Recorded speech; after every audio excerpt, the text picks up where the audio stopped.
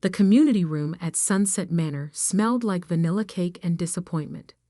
I sat at the far end of the long table, watching my grandmother Margaret blow out the candles on her 85th birthday cake while surrounded by family members who'd actually earned their invitation to be here. At least, that's how she saw it. "Make a wish, Grandma," my cousin Jessica called out, her perfectly manicured hands clapping enthusiastically. At 30, Jessica was everything our grandmother had always wanted in a granddaughter. Married to a lawyer, living in a suburban McMansion, and producing great-grandchildren on a schedule that would make a project manager weep with joy. My cousin Michael raised his champagne flute, his Rolex catching the afternoon light streaming through the retirement home's floor-to-ceiling windows. "To the most amazing grandmother in the world," he announced, his voice carrying that practiced confidence that came from 6 years of pharmaceutical sales success. I sipped my sparkling cider. Alcohol wasn't my thing, and tried to blend into the background. At 27, I was the family disappointment, the one who dropped out of business school to play with computers, the one who still lived in a tiny apartment and drove a car that was older than some of my coworkers. "Speech, speech," Aunt Carol called out, her voice slightly slurred from the champagne. She'd always been Grandma's favorite daughter-in-law, probably because she'd married into the family's most successful branch, and never let anyone forget it. Grandma Margaret stood slowly, her arthritic hands gripping the edge of the table for support. Even at 85, she commanded attention when she entered a room. Her silver hair was perfectly styled, her makeup flawlessly applied, and her dress probably cost more than my monthly rent. "Thank you all for being here," she began, her voice still strong despite her age. "It means the world to me to be surrounded by my successful, accomplished family." Her eyes swept the room, pausing briefly on Jessica's designer handbag, Michael's expensive watch, and my cousin David's perfectly pressed suit. When her gaze reached me, sitting quietly in my simple black sweater and jeans, her expression tightened almost imperceptibly. "I'm so proud of what you've all achieved," she continued.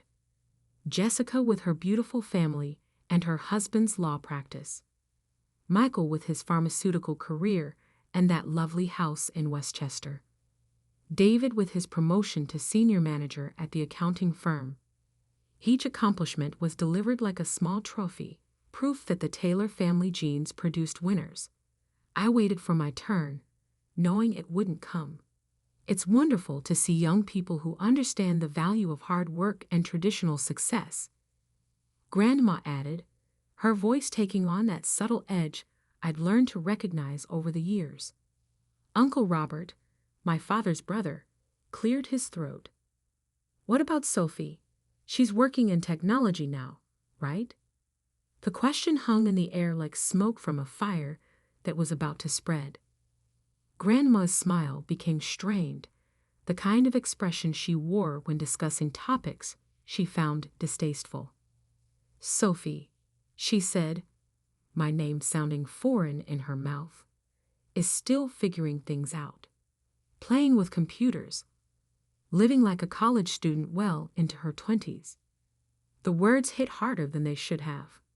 3 years of building something extraordinary, 3 years of 16-hour days and breakthrough innovations, 3 years of watching my bank account grow, while my grandmother assumed I was barely scraping by. She'll find her way eventually," Mom said loyally, though I could hear the uncertainty in her voice. Even my parents didn't fully understand what I did for a living. Grandma's expression softened with what she probably thought was compassion. "Of course she will, dear. Though at her age, most people have already established themselves in proper careers. Proper careers. Like there was only one acceptable path to success. And it involved corner offices, business suits, and impressing people at cocktail parties. You'll never amount to anything," Grandma declared, looking directly at me with those sharp blue eyes that had intimidated 3 generations of Taylor family members. "Unlike your successful cousins here, you don't seem to understand what it takes to build a real life." The words landed like physical blows. Not because they were surprising. I'd heard variations of this speech for years, but because part of me had hoped that maybe, just maybe, today would be different. Jessica shifted uncomfortably in her seat. Michael suddenly found his champagne glass fascinating. David pulled out his phone, pretending to check messages. Even they seemed to recognize that Grandma had crossed a line. "Margaret," my mother said quietly, "that's not fair." "Fair?" Grandma's voice rose slightly. "What's not fair is watching a perfectly intelligent young woman waste her potential on fantasies. Sophie could have finished business school, found a respectable job, married well. Instead, she gestured vaguely in my direction, whatever this is. I stood up slowly, setting down my sparkling cider with hands that were steadier than I felt. "Excuse me," I said quietly. "I think I need some air." Before anyone could respond, I walked toward the community room's exit, my simple flats making no sound on the polished hardwood floors. Behind me, I could hear Aunt Carol trying to change the subject, asking about dessert options and whether someone should start cleaning up. I made it halfway to the door before it opened from the outside, revealing a middle-aged man in a navy suit carrying a clipboard and wearing the kind of tired expression that came with managing a retirement facility. "Excuse me," he said, scanning the room full of party guests. "I'm looking for Miss Taylor." "Which one?" Uncle Robert asked. "We have several Taylors here." The man consulted his clipboard. "Sophie Taylor. I'm William Morrison, the facility director here at Sunset Manor." Every head turned toward me. I paused, one hand on the door handle, suddenly very aware that I was about to become the center of attention in ways I'd spent years avoiding. "That's me," I said quietly. William Morrison's tired expression transformed into a warm, professional smile. "Miss Taylor, I'm so sorry to interrupt your grandmother's birthday celebration, but I wanted to personally thank you for the incredibly generous donation." The room went silent. Even Grandma stopped fussing with her napkin and looked up with curious eyes. "Donation?" Jessica asked, her voice carrying a note of confusion. William nodded enthusiastically.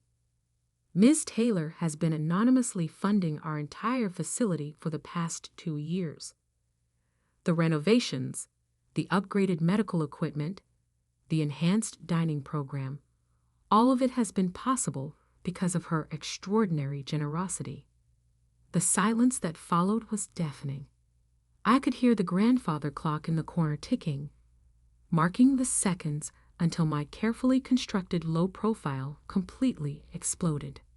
"I'm sorry," Grandma said, her voice smaller than I'd ever heard it. "Did you say Sophie has been funding this place?" William pulled out a folder from his clipboard, clearly excited to share details about what was obviously the biggest donation in the facility's history. "Not just funding it, she's transformed it. The $2.3 million she's contributed over the past 2 years has allowed us to become the premier retirement community in the tri-state area." $2.3 million. The number hung in the air like a small explosion. Michael's champagne glass slipped from his fingers, shattering against the hardwood floor. Jessica's perfectly applied makeup couldn't hide the way her mouth fell open. David's phone clattered onto the table, forgotten. "But that's impossible," Aunt Carol stammered. "Sophie doesn't have that kind of money. She works with computers." I almost laughed. If only they knew how much money you could make working with computers when you were revolutionizing cybersecurity protocols for Fortune 500 companies. "Actually," William continued, clearly enjoying the opportunity to praise a donor. Ms. Taylor's company, Quantum Shield Technologies, has been our most significant benefactor. Her innovations in data protection have made her one of the youngest self-made millionaires in the tech industry. Quantum Shield Technologies, the company I'd built from my tiny apartment while my family thought I was wasting my potential. The company that had just signed a $50 million contract with the Department of Defense to protect government databases from cyber attacks. Grandma sank back into her chair, her perfectly styled silver hair suddenly looking fragile against her pale face. "Sophie," she whispered, "is this true?" I looked around the room at my family's stunned faces, at the broken champagne glass on the floor, at the birthday cake that had been forgotten in the wake of revelations that changed everything they thought they knew about me. "Yes, Grandma," I said quietly. "It's true." William was still consulting his folder, clearly unaware of the emotional earthquake he just triggered. The anonymous nature of the donation was Ms. Taylor's specific request, but given today's celebration, I thought it would be appropriate to express our gratitude publicly. "Anonymous," Mom repeated faintly. "You've been doing this anonymously." "For 2 years," I confirmed. "Ever since you moved here, Grandma. I wanted to make sure you had the best possible care." The retirement home director beamed. The medical wing renovation, the gourmet kitchen upgrade, the new therapy equipment, all of it was funded through Ms. Taylor's foundation. We've been able to provide services that residents typically find only in facilities costing 3 times as much. Uncle Robert found his voice first. "Sophie, how is this possible? You live in that tiny apartment. You drive that old Honda."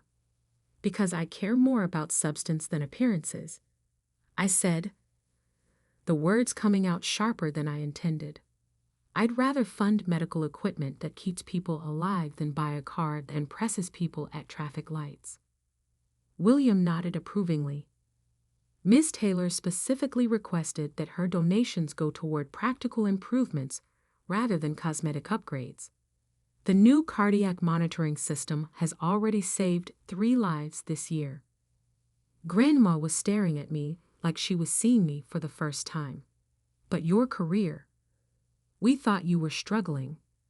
"You thought I was struggling because I don't define success the way you do," I said, walking back toward the table. "I don't need a corner office or a business suit to build something meaningful." "How much?" David asked quietly. "How much is your company worth?" I hesitated. This wasn't how I'd planned for my family to find out. I'd been content to let them think I was the family disappointment while I quietly built an empire that protected critical data infrastructure for governments and corporations worldwide. Quantum Shield Technologies is currently valued at approximately $180 million, I said, though that number changes daily depending on contract negotiations and market conditions. The number hit them like a second explosion. Jessica grabbed her husband's arm for support. Michael looked like he might need medical attention. Aunt Carol reached for the champagne bottle with shaking hands. 180 million. Grandma repeated slowly, as if testing how the words felt in her mouth. William was still enthusiastically sharing details about the facility improvements. The new memory care unit that opened last month, that was entirely funded by Ms. Taylor's foundation. We're now able to provide specialized care for residents with dementia and Alzheimer's, something that wasn't possible before her generosity. I watched my grandmother's face as she processed this information. The woman who had spent decades dismissing my potential was learning that her despised granddaughter had been secretly ensuring her comfort and safety for years. "Why?" she asked, her voice barely audible. "Why would you do all this for me when I've been so?" "Because you're my grandmother," I said simply. because family takes care of family, even when family doesn't understand or appreciate it. The truth was more complicated than that. Yes, I'd funded the retirement home because I wanted Grandma to have the best possible care. But I'd also done it to prove something to myself. That success wasn't about earning approval from people who would never see your worth anyway. William finally seemed to sense the emotional undercurrents in the room. "I'll leave you all to continue your celebration," he said tactfully. "Miss Taylor, if you have a moment later, I'd love to show you the new therapy wing that your latest donation made possible." After he left, the silence stretched out like a held breath. My family sat around the birthday table, surrounded by the remnants of a celebration that had become something entirely different. "Sophie," Mom said finally, "why didn't you tell us?" I looked around the room at faces that had spent years showing polite disinterest in my life, at people who'd never asked what I was building, because they'd already decided it wasn't worth their attention. "Because you never asked," I said.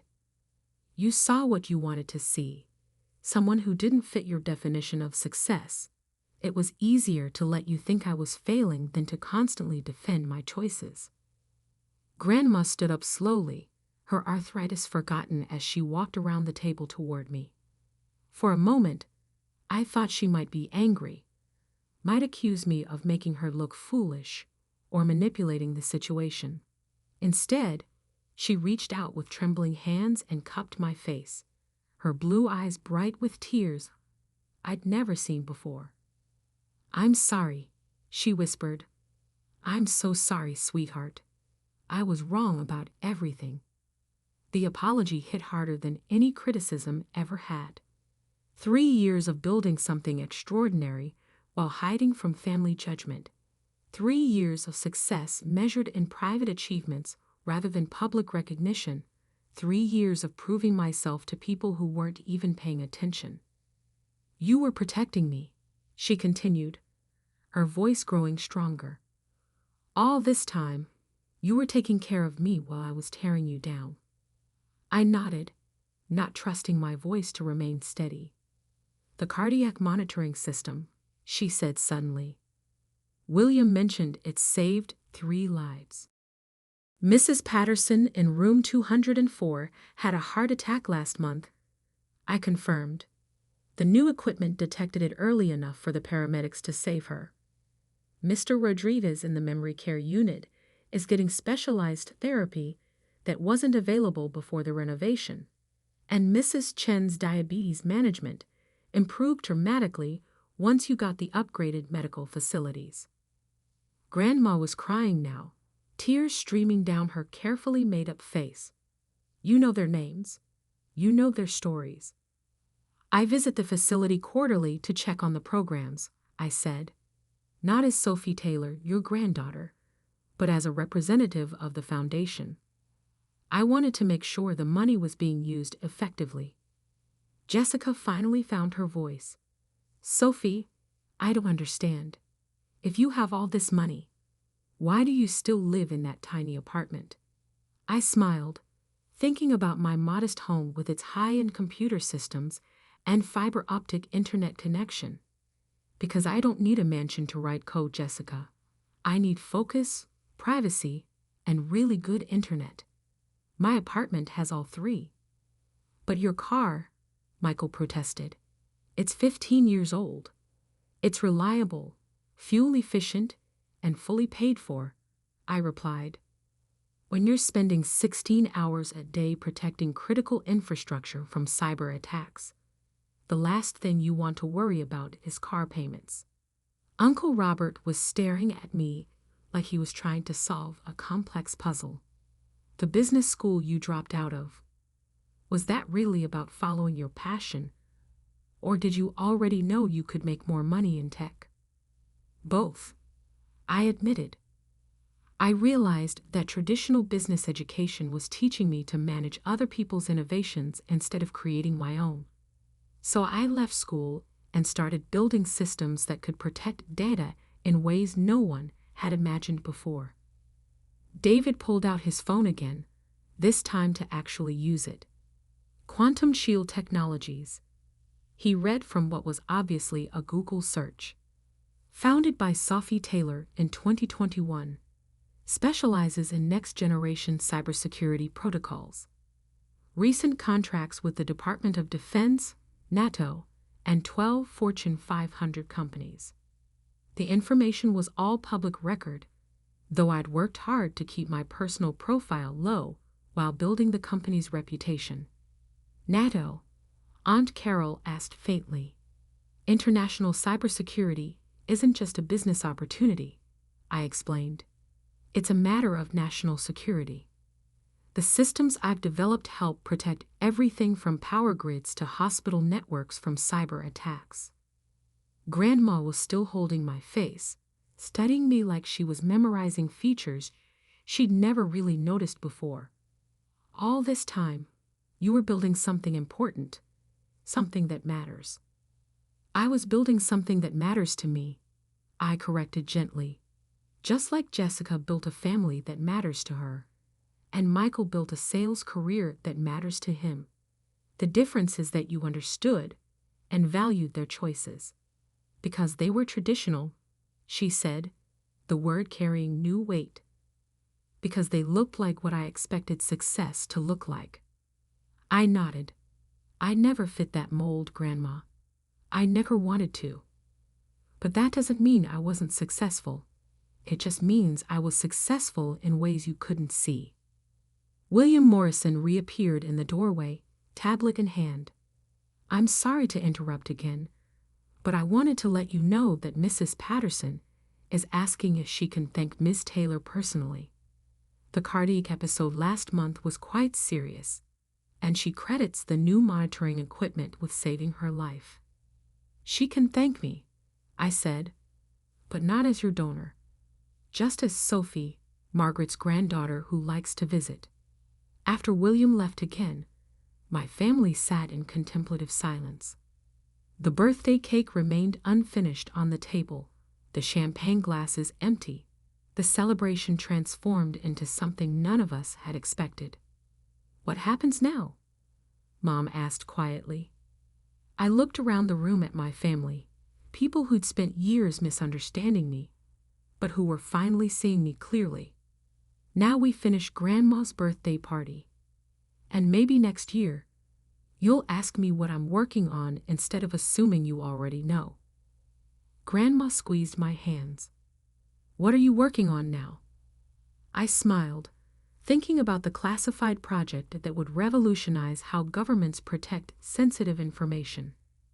I can't give you details because of security clearances, but let's just say that if someone tries to hack into critical infrastructure systems, they're going to find it much harder than they expect. My granddaughter, the cyber warrior, she said, and for the first time in years, I heard genuine pride in her voice. Jessica stood up and walked over to me, pulling me into a hug that felt different from any embrace we'd shared before. Sophie, I'm sorry. We all just assumed. I know, I said, hugging her back. It's okay. Sometimes the most powerful thing you can do is let people underestimate you until a moment they realize they were wrong. As my family began to process the revelation that their family disappointment was actually their family success story, I thought about the retirement home residents who were sleeping safely because of equipment I'd funded, the government databases that were secure because of systems I'd designed, and the grandmother who was finally seeing me for who I really was. You'll never amount to anything, she'd said just minutes ago. Now she knew that I'd already amounted to more than she'd ever imagined, not just in money, but in impact, in innovation, and in the quiet satisfaction of building something meaningful while the people who mattered most to me weren't even paying attention. Sometimes the best revenge isn't proving people wrong. It's proving yourself right in ways they never saw coming, and then being gracious enough to let them discover their mistake at exactly the right moment. The birthday party resumed, but everything had changed. Instead of talking about traditional markers of success, my family wanted to understand what I'd built. Instead of polite disinterest in my work, they showed genuine curiosity about my innovations. Instead of treating me like the family disappointment, they began treating me like the family protector I'd always been. And Grandma? She spent the rest of the afternoon asking questions about cybersecurity, artificial intelligence, and what it really meant to build something that mattered. For the first time in my life, I felt like she was actually listening to my answers. As I helped clean up after the party, she pulled me aside one more time. "Sophie," she said quietly, "I have one more question." "What's that, Grandma?" "Will you teach me about computers? I want to understand what you do." I smiled, thinking about the woman who'd spent 85 years believing that success only came in traditional packages, who was now asking to learn about artificial intelligence and data protection algorithms. "I'd love to," I said. "We can start next week." Because sometimes the most beautiful thing about success isn't the money you make or the recognition you earn. It's the moment when the people who never believed in you finally understand what you've been building all along. And sometimes that understanding is worth more than any amount of money you could ever donate to their retirement home.